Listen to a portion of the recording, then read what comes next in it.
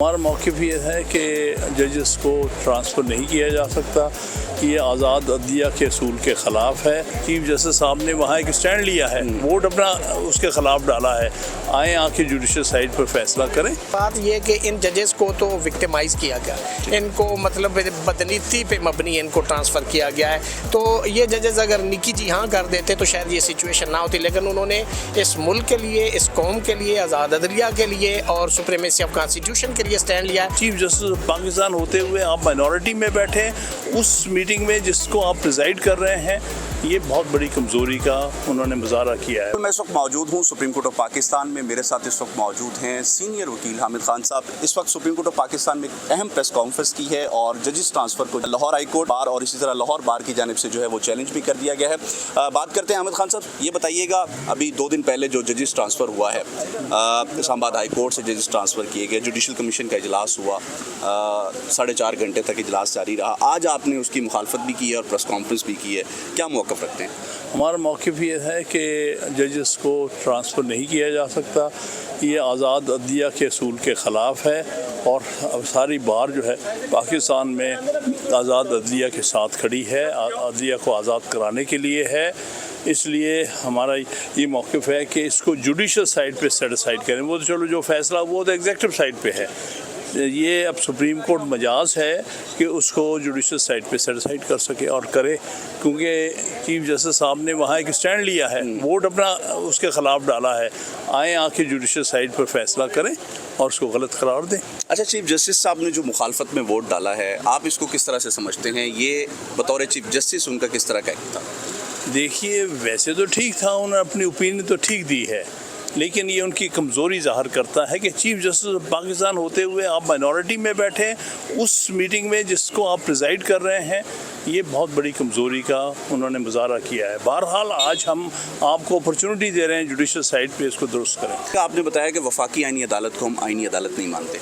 जी, मैं नहीं मानता, क्योंकि 27वीं तरमीम के तहत बनाई गई है, जो 27वीं तरमीम ही गैर आइनी है और अंडर प्रेशर पास की गई है, और उस असम्बली ने पास किया है जो असम्बली लेजिटिमेट असम्बली नहीं थी, फॉर्म 47 की थी। अच्छा सर, मुझे ये बताइएगा, वकला तहरीक को स्टार्ट हो सकती है? वकला तारीफ ऑलरेडी चल रही है कई सालों से, इसमें मज़ीद तेज़ी आएगी। जजिस ट्रांसफ़र का जो मामला है, इसमें वकला क्या इस वक्त क्या स्टैंड है, और वकला की तहरीक की, जिसमें हामिद खान साहब ने कहा कि इस वक्त शुरू भी है, ये कितनी हाइप पकड़ सकती है? देखिए, इंशाल्लाह लोग तो खड़े हैं। देखिए, कन्वेंशन हो रहे हैं पूरे पाकिस्तान के अंदर, और मैं समझता हूँ कि तहरीक तो ऑलरेडी जारी है, लेकिन उसमें जैसे खान साहब ने फरमाया कि इसमें मज़ीद जो है ना वो एक्सेलरेशन, इंशाल्लाह मोमेंटम जो है वो पकड़ेगी और इंशाल्लाह आप देखेंगे। लेकिन बात ये कि इन जजेस को तो विक्टिमाइज़ किया गया, इनको मतलब बदनीति पे मबनी इनको ट्रांसफ़र किया गया है कि मोहसिन अख्तर कियानी को पहले रोका कि जी ये चीफ जस्टिस ना बन सके,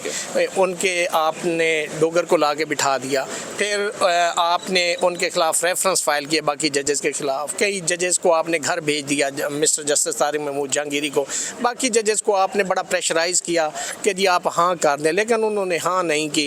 एक हाँ का मामला था, वो एक पाकिस्तान में एक बड़ी मशहूर फिल्म भी गुजरी, निकी जी हाँ। तो ये जजेस अगर निकी जी हाँ कर देते तो शायद ये सिचुएशन ना होती, लेकिन उन्होंने इस मुल्क के लिए, इस कौम के लिए, आज़ाद अदलिया के लिए और सुप्रीमेसी ऑफ कॉन्स्टिट्यूशन के लिए स्टैंड लिया है। तो पूरी कौम आज उनके साथ खड़ी है। हमने चैलेंज किया है, 2 पिटीशंस आई हैं लाहौर से और एक सबका सदूर इस्लामाबाद हाई कोर्ट के जो हैं उनकी तरफ से आ जाएगी, पाकिस्तान बार काउंसिल के जो मेंबर्स हैं वो भी फाइल करेंगे, कराची बार भी करेगी, इसको चैलेंज करेगी। तो देखें सुप्रीम कोर्ट इसको कैसे डिसाइड करती है, लेकिन हम एक्सपेक्ट करते हैं कि ओरिजिनल साइड पे इसको सुन के, हमारी तो पहले 26वीं तरमीम वाली पिटीशन भी पड़ी, वो नहीं लगी। उससे पहले जो ख़त के ऊपर 184(3) के तहत ओरिजिनल जुरिस्डिक्शन में पिटीशन थी, वो भी आज तक पेंडिंग पड़ी, जिस पे वो जजेस साहबान ने ख़त लिखा था कि इंटरफेरेंस होती है। तो हमारा काम तो है जदोजहद करना, कोशिश करना। हम इस मुल्क के लिए, इस कौम के लिए हम सच्ची बात है ये जंग लड़ रहे हैं, हमारी आइंदा आने वाली नस्लें जो, उनके लिए हम खड़े हैं और खड़े रहेंगे इंशाअल्लाह। आज़ाद साहब, मुझे ये बताइएगा, आज बैरिस्टर गौहर से जो है वो सवाल किया गया, तो उन्होंने कहा कि हम तो जो है वो कॉन्स्टिट्यूशन कोर्ट को तस्लीम कर चुके हैं और पेश भी हो रहे हैं, लेकिन वो अहमद खान साहब भी उसी ज़ाहिर है पार्टी से हैं, तो इस पे क्या स्टांस रखते हैं? देखिए ये तो उनका अपना व्यू है ना, हमारा व्यू ये है, मैं उस पर क्या कमेंट करूंगा, ये तो खान साहब ने भी आपको बता दिया, हमारा डिफरेंट व्यू है। हम तो समझते हैं कि ये 26वीं तरमीम भी गैर आइनी है, 27वीं भी गैर आइनी है, और जो जजेस ट्रांसफ़र किए गए ये भी बिल्कुल अनकॉन्स्टिट्यूशनल, चूँकि उसके अंदर रीजंस और जस्टिफिकेशंस नहीं दी गई कि जी इनको कैसे किया, किस पर्पज़ के लिए किया। आपने बल्क ऑफ जजेस इस्लामाबाद से उठा के वो जजेस जो आज़ाद अदलिया की अलामत है आपने उनको ही किया, आपने किसी और हाई कोर्ट से स्टार्ट क्यों नहीं लिया, सिंध से, बलोचिस्तान से, केपी से, किसी और हाई कोर्ट से क्यों नहीं लिया। सारी कौम को इतनी जल्दी है, उसको समझ नहीं आ रहा कि ये क्यों हुआ, इसलिए कि इन्होंने स्टैंड किया, ये लेटे नहीं है। और आपको पता है इस मुल्क के अंदर जो जज लेट जाते हैं उनकी एक कीमत होती है, उनको नवाज़शात होती है, और जो नहीं लेटते उनकी भी एक कीमत होती है, वो ये चुका रहे हैं। ये है कि जो जज बैठा है उसने अपना ऑर्डर इम्प्लीमेंट करवाना है, वो at any caste, at any level, ये उसकी जिम्मेदारी है कि वो इंसाफ दे। और उस इंसाफ के लिए अगर सरकार पेश नहीं हो रही तो फिर अल्टीमेटली वो हेड ऑफ एग्जीक्यूटिव को बुलवाने पे मजबूर होते हैं। इसी कैपेसिटी में उन्होंने ये ऑर्डर किया।